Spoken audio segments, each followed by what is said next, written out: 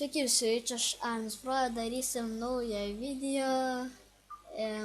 Tai yra kaip toksai dalykas, kur strėlės į viršų pakeli ir paskui žemyn. Tai jo, pradedam. Tai padėsime taip, jeigu norite padaryti, tai va, čia žiauriai lengva, tiesiog čia smooth blokas, button, sticky piston, šitas slime cannon, slime'as, ir jums reikia aukštai daryti, pavyzdžiui, kažkur tai 1, 2, 3, kažkur 80 blokų į viršų, nes tos strėlės atsitrenks į jūsų sieną arba čia žiauriai paprasta, tiesiog jums reikia aš to čia parodysiu ir tada galėsim išjungti. Tai pirma, jums reikia padėti vieną taip šono, kitą taip, jie turi taip susijungti. Ten turi taip susijungti.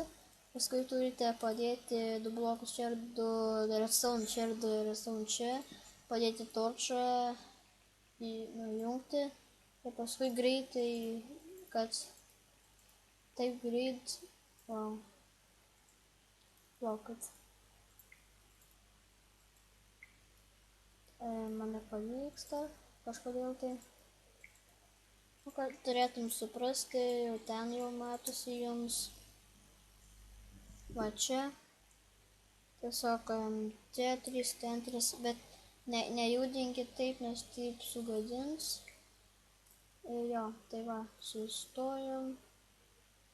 Ir va, milijonas strėlių ir va, magija. Op. Ir atrankos.